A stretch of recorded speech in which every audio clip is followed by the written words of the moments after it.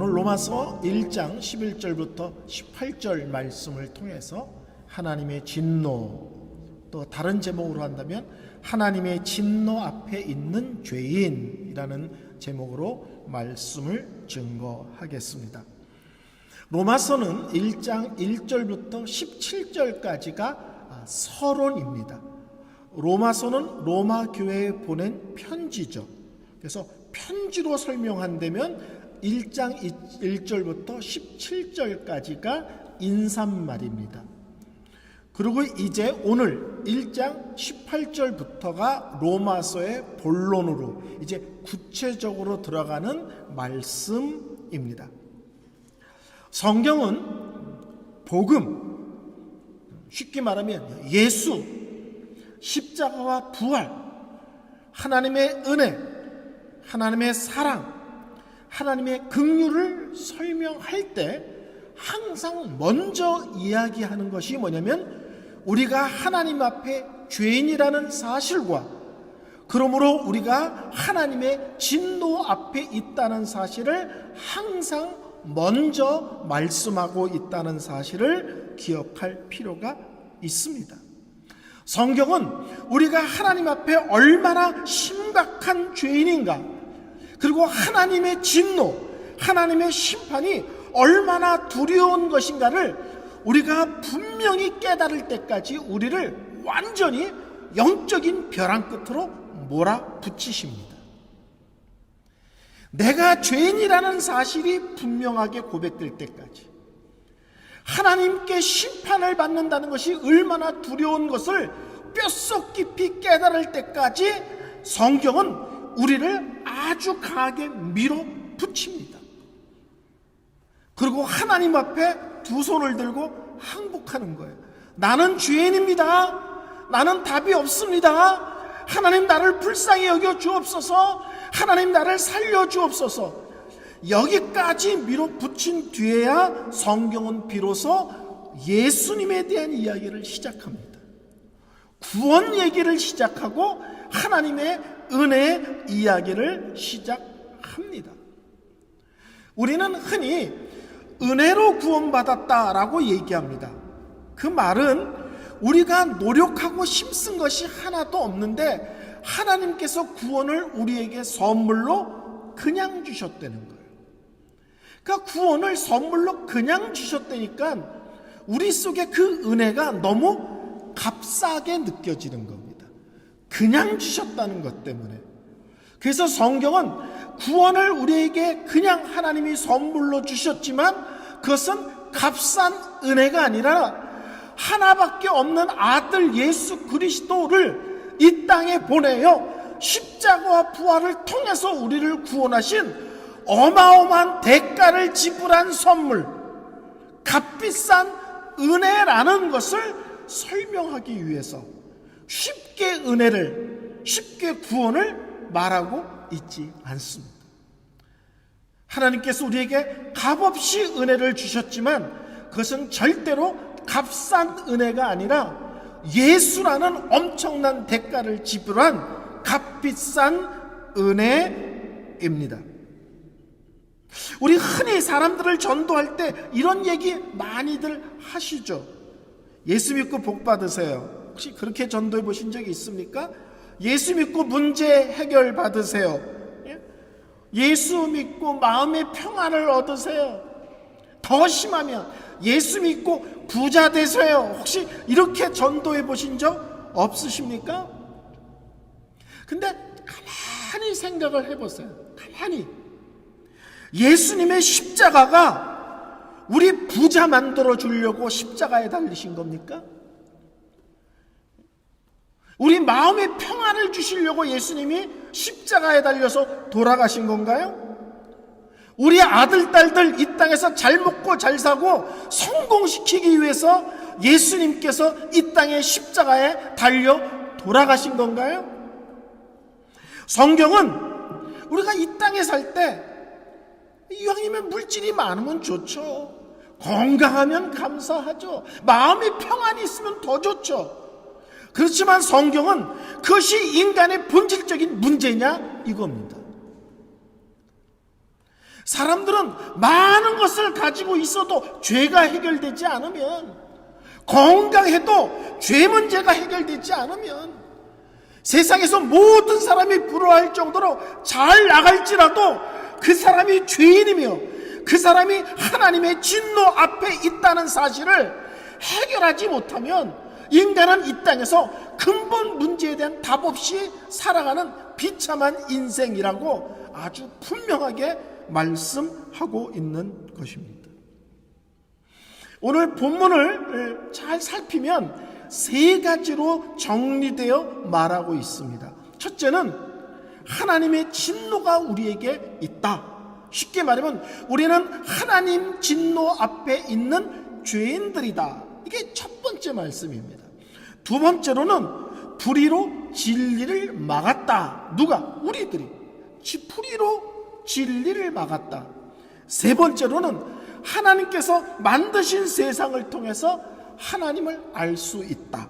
이 세 가지 내용이 오늘 1장 18절부터 20절까지 말씀입니다.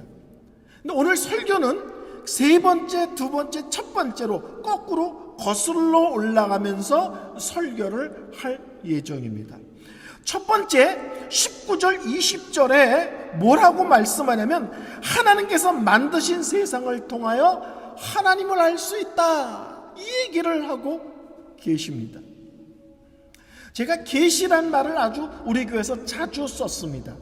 계시란 말은 사람이 스스로 하나님을 알아갈 수 있는 것이 아니라 하나님께서 자기 자신을 열어 보여주셔야만 사람들이 하나님을 알 수 있다. 이게 계시입니다. 하나님이 자신을 열어 보여줘야만 하나님을 알 수 있다는 거예요. 근데 하나님께서 자신을 알려주시는 방법이 두 가지인데, 하나는 일반 계시고 하나는 특별 계시입니다. 가끔 설교 시간에 이런 신학적 용어가 이렇게 나타나야 꽤 센 설교를 듣고 있는 듯한 느낌을 받습니다. 한번 따라 할까요? 일반 계시, 특별 계시.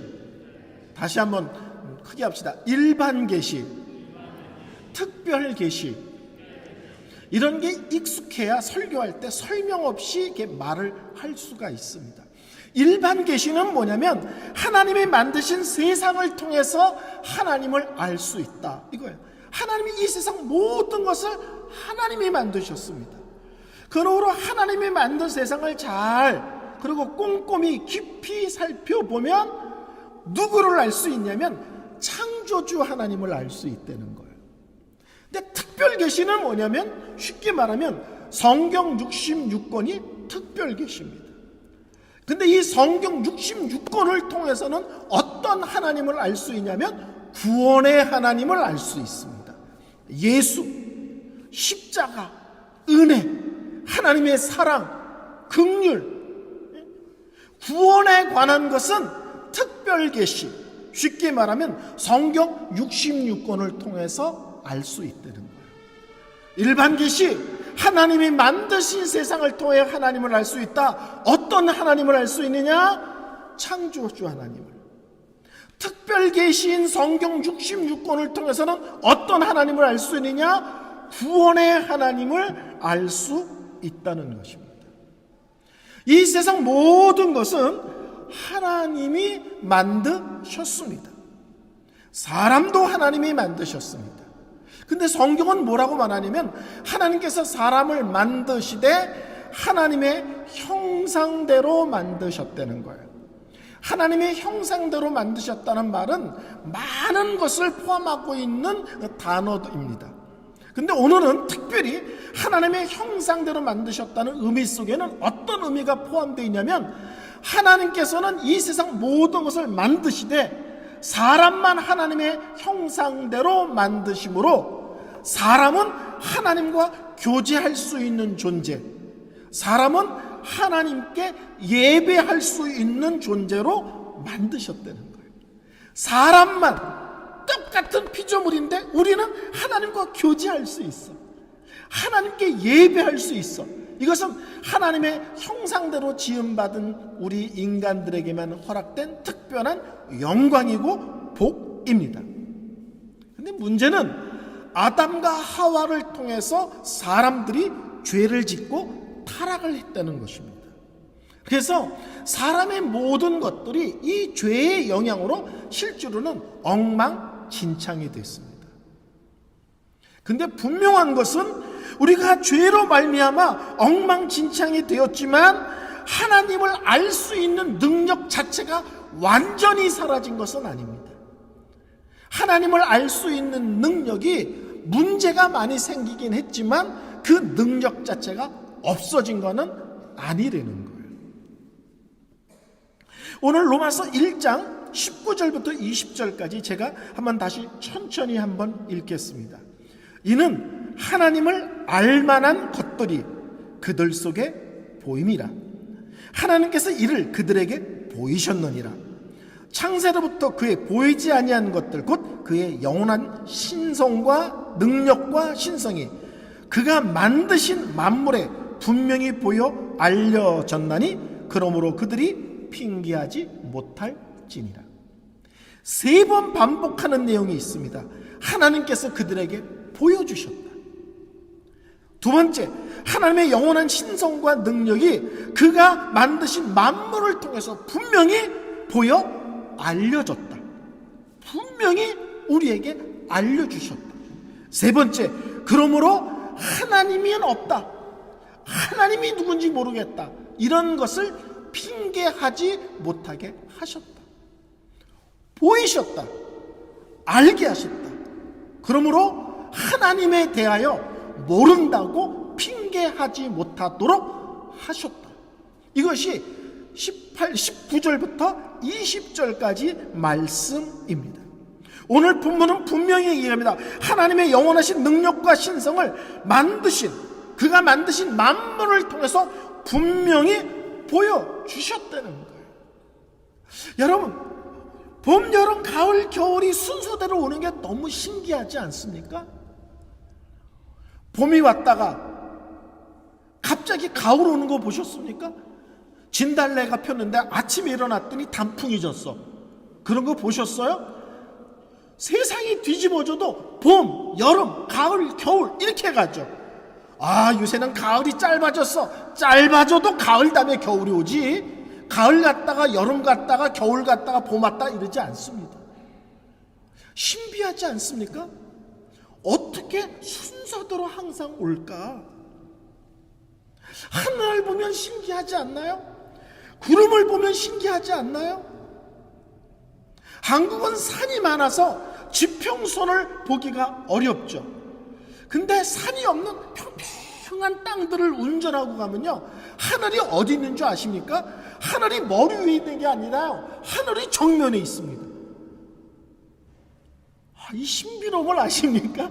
땅과 하늘이 맞닿아 있으니까 운전하면 하늘을 보기 위해서 고개를 드는 게 아니라 앞에 하늘이 있다고요. 저 그때 땅과 하늘이 맞닿아서 하늘의 구름이 정말 상상을 초월하는 다른 모양으로 끊임없이 변화하는 그런 것들을 보면서 저 어마어마한 하늘이 우연히 있을 거야. 밤하늘에 쏟아지는 별을 보신 적이 있으십니까? 캄캄한 밤에 혹시 야외 온천 가보셨어요? 금은밤에 달이 없을 때 야외 온천을 가서 하늘을 쳐다보면요, 별이 만내가 아니라 별이 쏟아지는 게 느껴진다. 산을 보고 나무를 보고 꽃을 보고 무엇보다도 나라는 사람 자체를 들여다봐도 너무너무 신비하고 놀랍지 않습니까? 저는 가운데가 아들이고 양쪽이 딸인데요, 큰 딸은 정말 해도 너무할 정도로 저를 닮았습니다. 둘째는요, 엄마를 징그럽게 닮았습니다. 셋째는요, 반반 닮았습니다. 넷째를 하면 어떤 애가 나올지 궁금합니다. 아직도 기다리고 있습니다. 신비하지 않습니까? 어떻게 애를 낳는데 하나는 아빠 닮고 하나는 얼마 낳고 하나는 반반 낳고, 신비하지 않습니까? 실제는 우리가 자세하게 살피기만 하면, 깊이 있게 생각하면 이 세상에 만들어진 모든 것들을 통해서 성경은 너희들이 제대로 보기만 했다면, 너희가 그런 것들을 깊이 있게 생각하며 살았다면 그 모든 것을 통해 이것은 이 모든 것을 만드신 분이 있을 거다. 그리고 그분의 능력은 어마어마할 거다. 이런 거를 모를 수가 없다는 거예요. 그래서 성경은 얘기합니다. 사람들이 하나님을 인정하지 않고 믿지 않고 예배하지 않는데 절대로 핑계할 수 없다. 이 세상 만물이 돌아가는 것을 보면서 하나님이 없다고 부인하는 것, 하나님의 능력이 어느 정도인지를 부인하는 것은 있을 수 없다는 거예요. 문제는 하나님에게 있는 것이 아니라 그 모든 것을 보여주고 알려주고 분명하게 해주셨는데 믿지 않는 우리들에게 문제가 있는 것이다. 하나님은 충분히 보여주셨다. 문제는 우리가 믿지 않는 거다. 우리가 인정하지 않는 거다.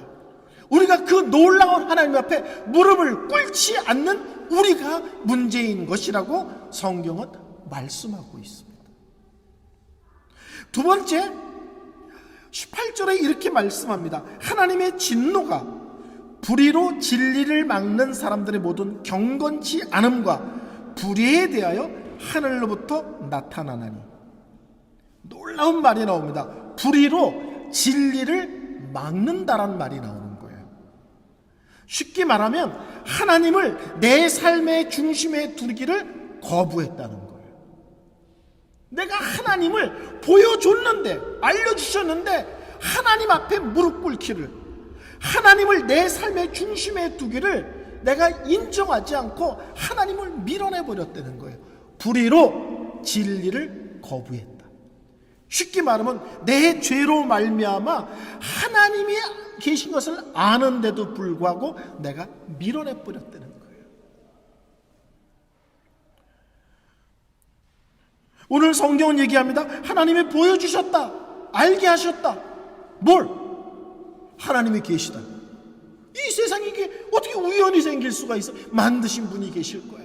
만드신 분이 계실 거야. 뭐예요? 창조주 하나님. 이 어마어마한 것을 만드시고 이 모든 것이 질서 있게 움직이는 것을 통해서 뭘 알 수 있는 거야? 하나님의 능력의 무한하심을 알 수 있잖아요. 이걸 만드신 분은 그냥이 아니다. 엄청난 능력을 가지신 분일 거다. 근데 알려주고 보여주셨는데 왜 하나님을 밀어내는가? 왜 하나님을 거부하는가? 쉽게 말하면 하나님을 인정하면서 살고 싶지 않은 거예요. 내 인생을 내 식으로, 내 방법대로, 내 멋대로 살고 싶은 겁니다. 쉽게 말하면 죄 속에서 사는 게 좋은 거예요. 하나님을 인정하면 하나님을 인정하는 삶에 맞는 삶을 살아야 되는데 그게 싫은 거예요.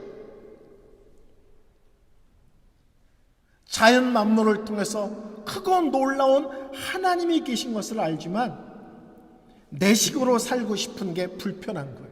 하나님을 인정하면 내가 죄악 속에서 하고 싶은 거 다 하고 내 멋대로 살고 싶은데 하나님이 불편한 거예요. 쉽게 말하면 하나님보다 죄를 더 사랑하기 때문에 우리가 하나님을 거부하는 것이다. 우리가 하나님을 옆으로 밀어내고 사는 것이라고 성경은 말씀합니다. 참 성경의 논리가 분명해요. 하나님을 보여주시고 알려주셨다. 그런데 불의로 진리를 막았다. 죄로 말미암아 하나님을 밀어냈다, 거부했다. 그러면 그런 인생들은 어떤 인생이 되는가? 그 다음에 모든 경건치 않음과 불의가 나타난다. 이렇게 얘기해요. 하나님을 내 삶에서 밀어내면 두 가지가 따라오는 거예요. 경건치 않음과 불의예요. 경건이란 단어는 하나님과 손잡고 있는 단어죠. 그렇죠? 하나님을 인정하고 하나님과 동행하고 하나님 중심으로 살아가는 것이 경건입니다. 불이라는 것은 뭐예요? 하나님을 밀어낸 삶이에요. 그럼 그 삶은 자연스럽게 무엇과 손이 잡냐면 불의와 손을 잡게 되어 있습니다. 내 삶 속에서 하나님이 중심이지 않으면 그때부터 나에게 남는 것은 뭐예요? 죄악된 삶밖에 남는 것이 없다는 거예요. 하나님을 밀어내면 불경건이 있고, 불경건한 삶은 불이 죄 속에 빠져 사는 삶의 내용으로 결론 맺어질 수밖에 없다는 겁니다. 하나님을 인정하지면 결국 남는 것은 죄 속에서 사는 것밖에 없습니다. 경건치 않음에서 무엇이 있는 거예요? 죄에 빠져 사는 인생이라는 결론이 나오게 되어 있습니다. 하나님 없는 인생, 다른 말로 하면 죄 속에 사는 인생이라는 의미입니다. 여러분, 하나님 보시기에 가장 비참한 인생은요, 그냥 죄 속에서 살아가는 인생. 그게 하나님 보시기에 가장 비참한 인생입니다. 하나님 보시기에 그러는 거예요. 저 사람이 잘 나가요. 하나님이 그러시는 거예요. 잘 나가면 뭐하노? 하나님을 모르는데. 저 사람이 돈이 어마어마하게 많대요. 돈이 어마어마하게 많으면 뭐하노? 하나님을 모르는데. 하나님 모르면 그 다음은 진노인데, 심판인데, 지옥인데, 그게 무슨 의미가 있노?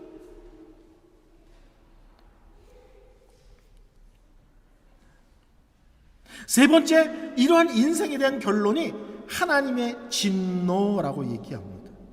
하나님의 진노. 여러분, 하나님의 진노는요, 성경의 핵심적인 가르침 중에 하나입니다. 이 시대는 하나님에 대한 사랑을 너무 강조해요. 하나님은 사랑이신 게 맞습니다. 근데 성경은 하나님이 사랑이라는 것을 강조하는 건 못지않게 하나님의 진노라는 것이 있다, 두려운 줄 알아라는 말도 아주 성경은 여러 번 반복해서 말씀하고 있습니다. 하는 신학자의 글을 봤더니 구약 성경에는 하나님의 진노를 표현하는 단어가 무려 20가지나 된다는 거예요. 하나님의 진노를 표현한 단어가 20가지나 되고, 구약 성경에는 하나님의 진노에 대한 언급이 600번이 넘게 나온다는 거예요.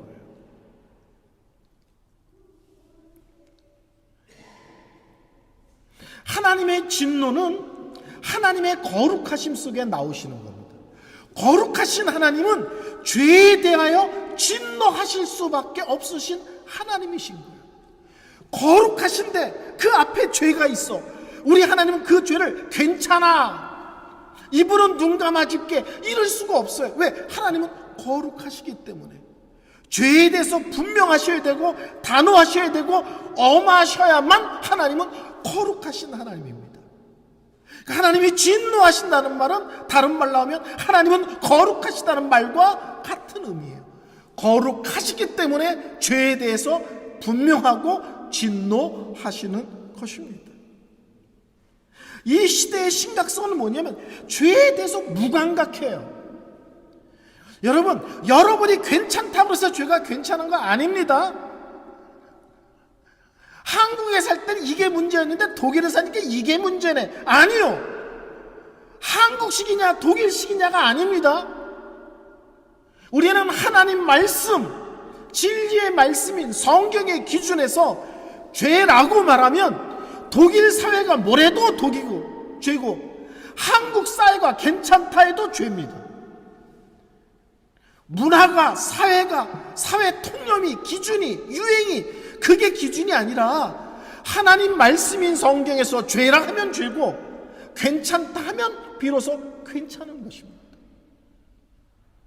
우리는 성경을 비추어 삶의 내용들을 비치지 않고 다른 사람과 비교하고 그 시대의 흐름과 문화와 가치관을 따라서 죄에 대한 혼란함을 갖고 있습니다.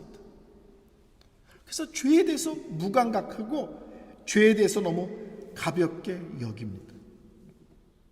죄에 대한 가벼운 인식은 꼭 무엇과 손을 잡냐면 하나님을 두려워하지 않는 그 믿음의 자세, 하나님을 두려워하지 않는 마음과 꼭 손을 잡고 있습니다. 여러분이 하나님을 의식하면 의식할수록, 하나님을 두려워하면 두려울수록 죄에 대한 예민함이 있습니다. 그래서 사도 바울이 말년에 쓴 성경이 디모데전서, 디모데후서거든요. 그게 거의 끝부분에 죽기 일보 직전에 쓴 거예요. 근데 바울이 뭐라고 말합니까? 나는 죄인 중에 괴수죄인입니다. 그렇게 헌신하며 참 믿음의 사람이 뭔 죄를 졌길래 나는 죄인 중에서도 가장 심각한 죄인이라고 말했을까요? 큰 죄를 졌다는 게 아니죠. 하나님을 알면 알수록 작은 것일지라도 자기에겐 예민하게 보이는 거예요. 작은 것일지라도 하나님 앞에 설 때는 그것이 심각하게 보이고 크게 보이는 것입니다. 믿음이 좋다는 것은 죄에 대한 예민함을 갖는 거고요, 죄에 대한 두려움을 갖는 것입니다. 우리는 신앙생활조차도 깊이 있게 생각하지 않고 합니다. 그냥 오늘이 좋으면 좋은 거예요. 오늘이 재밌고 신나면 되는 거예요. 근데 예수 믿는 사람은 오늘만 사는 것이 아니라 영혼을 놓고 사는 사람입니다. 영원한 삶 속에서 나의 삶과 나의 믿음의 내용들이 하나님 눈에 어떻게 비치는지를 살피며 사는 것이 믿음의 삶입니다. 오늘만 괜찮고 오늘만 재밌으면 되는 것이 아닙니다.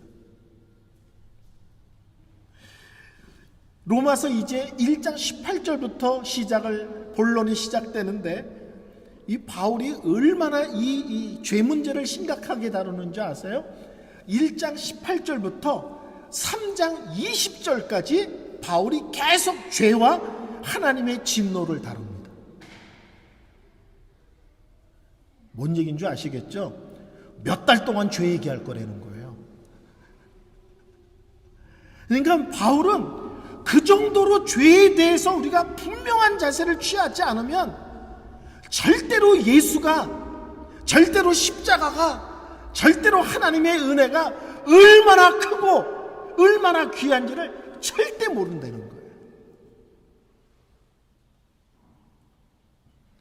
복음은 다른 말로 하면 하나님의 진노에서 우리를 구원하는 것입니다. 하나님의 진노가 너희들 속에 있다. 복음은 뭐냐? 더 이상 하나님의 진노를 받지 않아도 되는 인생으로 거기서 뽑아내는 것이 복음이죠.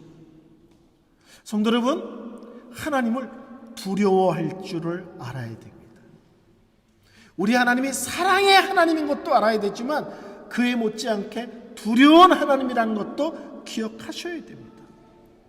그리고 우리의 삶 속에서 죄를 예민하게, 심각하게 생각하는 삶을 또한 가지셔야만 합니다.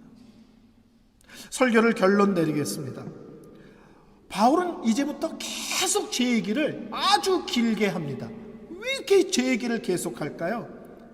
그래야만 복음이라는 말, 그래야만 예수란 말, 십자가란 말, 은혜라는 말이 얼마나 복되고 영광스러운 것인지를 그래야만 알 수 있다는 거예요. 바울은 이제 계속 하나님의 심판, 진노에 대한 이야기를 합니다. 왜 그렇게 할까요? 하나님께 돌아오라는 얘기를 하는 거예요. 하나님이 무섭다는 얘기는 그러니까 멀리 도망가 그 얘기가 아니에요. 그러니까 돌아와 그 얘기를 하는 거예요. 그러니까 회개해 그 말하는 거예요. 그러니까 죄로부터 단호함을 갖고 돌아선 삶을 살아 얘기하는 거예요. 그래서 진노의 하나님을 얘기하는 것은 사랑과 긍휼의 하나님이니 돌아오라고, 회개하라고 하나님이 우리를 부르시는 손짓으로 하나님의 진노를 계속 이야기하는 것입니다. 자, 몇 주 동안 들은 말씀 속에서 복음을 한번 정리해 보겠습니다. 복음이 뭐라고요? 맨 처음에 사도 바울은 복음은 하나님의 능력이다. 그렇죠? 복음은 한번 쉽게 말하면 예수는, 또 쉽게 말하면 십자가 부활은 이렇게 이해하시면 돼요. 하나님의 능력이다. 우리의 실력으로 만들어낸 것이 아니라 하나님이 만들어서 주신 것이다. 또 뭐라고요? 복음에는 하나님의 의가 나타난다. 그 하나님의 의는 다른 말로 하면 예수 그리스도의 의입니다. 제가 이번 주에 미국에 갔을 때 책을 하나 선물을 받았는데 그 책에 이런 말이 있어요.